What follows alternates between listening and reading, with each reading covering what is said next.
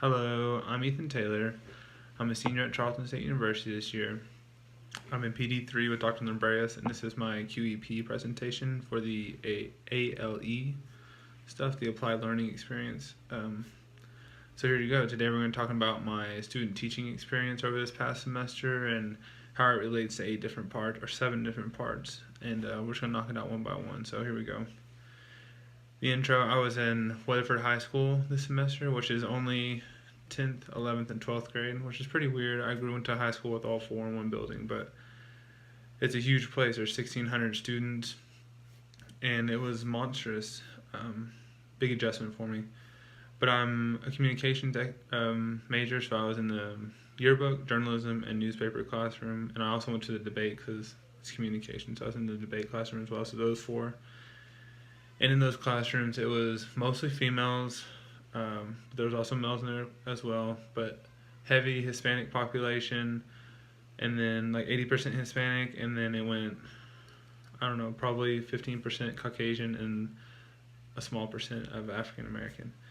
So it was pretty cool to have that kind of diversity. I've been to most places where it's heavily male, so it was cool to see a more feminine. I also think it was more feminine because it was yearbook and it was newspaper, so they have more of that creative flair that most males don't think they have for some reason.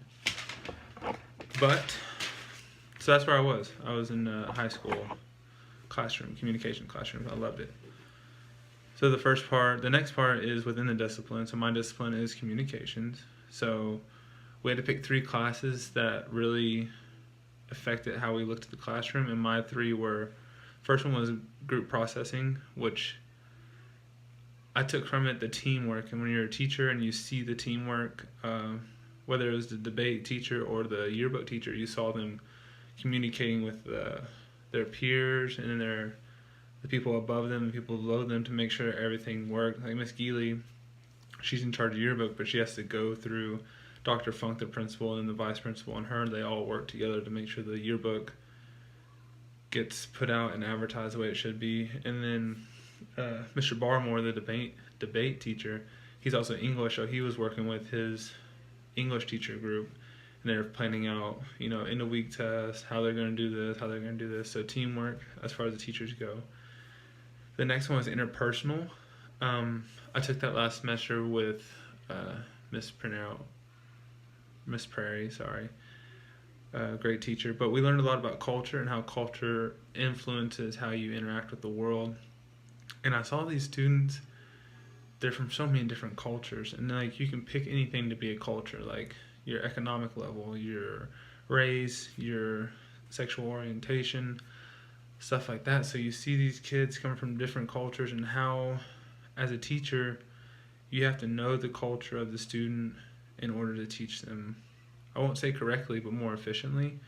So you can't come at someone, like I'm just going to use layman terms, a poor student, as you would someone who, you just can't like assume they know certain things and have been exposed to certain things, because at certain levels of income, you get exposed to different things. So you have to be aware of that. And just race-wise, maybe someone who's Caucasian is not exposed to the same things as a African-American student is. So you have to be cognizant of that when in the classroom. And another thing that I saw that really caught my attention was in my comm theories class, we learned a thing called uncertainty reduction theory. So it's how people get to know each other, like the steps you go through to know someone. And the students did it daily every time I was in there. And you start with little things when you get to know someone. Where are you from? What's your favorite color? What's your favorite movie? And slowly you start to disclose more things, more and more things, not personal, but just not surface level stuff. And you start disclosing it, and you become more comfortable. So for my students, I had to have that disclosure. I'm Ethan, or not Ethan, I'm Mr. T. Who are you? You're so and so. You're this. You're that. And slowly start to get to know them, because the more I knew them, the more comfortable they were with me, and so the better I could teach them in the classroom sometimes. So that's within the discipline. Next one is beyond the discipline. So that's the core of the teaching part. And the things that stuck out to me the most there was time management. You don't realize how fast time flies. Like, we're already 5 minutes into this video, and I feel like it's zooming past. So 5 minutes into the video, it's just like the classroom. Like, you get in, you start going, and it's like, oh, there's 10 minutes. The next thing you know, you look up, 30, and the classroom's over. You're just like, ah. So you have to be super aware of the time in the classroom in order to teach efficiently and to make sure like you don't rush or slow down too much. So time is like in my head constantly. The next thing would be motivation. That's my biggest, like, I won't say worry, but I'm going to work on it the most, is like how to motivate kids. I want to be like, I don't want to be like, oh, here's a treat if you get this right. Like, that's not learning. That's not the right kind of motivation. Like, I want to start that intrinsic motivation with my students, and like I want them to want to learn what I'm teaching, and want them to create, and I want them to collaborate. I want them to just want it deep down inside. Excuse me. And then the third part within discipline was the rules and safety. You can't learn unless you feel safe. It's in the hierarchy of needs. So I feel like in my classroom, I really want to emphasize this is a safe place. We have these rules for a reason, for everyone to be safe. Everyone's going to be treated properly and respectfully. So if everyone feels safe in my classroom, then they can learn. So that's awesome. Boom. Next section, beyond academics. This one's sort of heavy, in my opinion. I had a lot of conversations with Dr. L this semester about, you know, hey, I'm becoming a teacher. Like, what in the heck? You know, because I went from being, I don't know, a nobody from Oklahoma, and now it's like, you're Mr. T, you're a teacher. You're supposed to teach, like, you're supposed to know these things, and you're supposed to be in charge, and this identity negotiation, as Dr. L says. And so it's like, it's hard for me to deal with, but at the same time, he taught me, yes, your past has made you who you are, but you don't have to carry it around. So I understand that everything that's ever happened to me has led me to this point, and like, I feel like I'm supposed to be here, being a teacher, being an educator, and it's really exciting, and I'm super stoked for it. I feel like, I don't know, it's humbling, and I'm ready for it. It's gonna be awesome. I'm super stoked. And then the next section is making connections, tying it all together. Yeah, I just can't, it all interrelates. If I hadn't gone through everything that I've been through, school-wise, you know, college-wise, you know, taking the paths I've taken, then I wouldn't have gone to the school. I wouldn't have become a comms major, which I'm very happy I chose, because, funny story, I picked it because it was the thing I was the worst at, communicating. So I was like, well, I picked the thing I'm worst at, so I'll try harder, you know. So I picked communications, which led me to the teaching field, which led me to this spot right here, right now, giving the presentation. So I'm very excited about that, and it's just like, I don't know, it gets my blood pumping, honestly.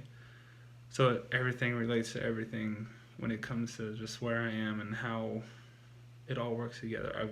I hope I'm articulating it correctly, because it's like, in my head, it's just like all like a domino effect thing, just like boom, boom, boom, boom, boom, boom, boom, boom, boom, boom. And I'm here, and I just can't wait to see where the domino trail leads me into the future. In the classroom, I'm so stoked. Very ready.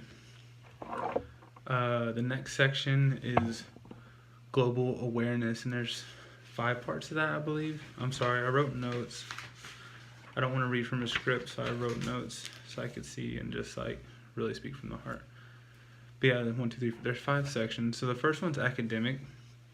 I didn't realize how smart these kids were, and like what they're exposed to on a daily basis. Like, they have these supercomputers in their pockets at all times. So it's like, what do you want to know? You know, give me 5 seconds and I'll find it. It's crazy. So that's something else I gotta pay attention to in the classroom, is push these kids, because they're smarter than we give them credit for. Which leads to the next field, which is political. They're exposed to this information. They're exposed to everything that's happening. Like, as soon as it happens, just boom, boom, boom. So they know in this election that happened last couple weeks ago, I guess, the Texas Senate, they were talking about it and discussing and having these real, like, meat and potato conversations about it, which was super awesome. So, yeah, politically it's there. Next one is social, on the social level. These students and even teachers today are communicating on like such a different level. It's constant, it's there, and I feel like students are real straightforward. Like there's no like beating around the bush. It's like, boom, tell me what I want to know now. Don't leave me on this wild goose chase, or point me down the right path, and that's the way I'm going to go. So socially, they're different social creatures than I grew up being, or my parents, or anyone probably older than me. So it's cool. It's going to be a good experience. The next one, is culture. As far as the students go that I observe, you can see culture. You can almost see the different cultural cliques.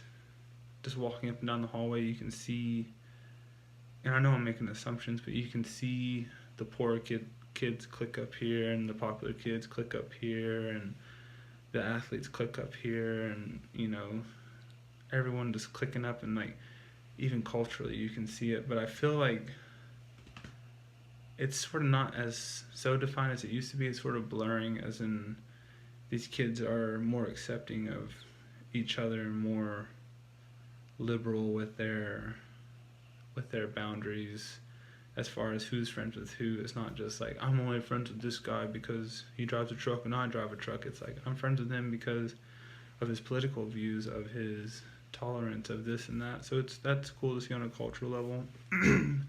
Excuse me. Which leads me to economics. I hate it.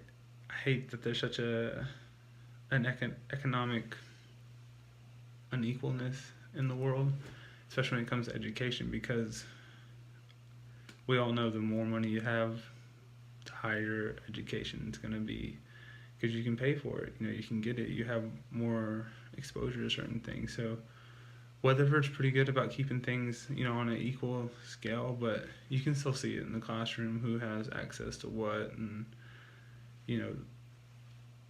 I'm not saying all rich kids are smart, but they're more inclined to be smart. Like I said, they're more exposed to that stuff. So it's like really opened my eyes to that.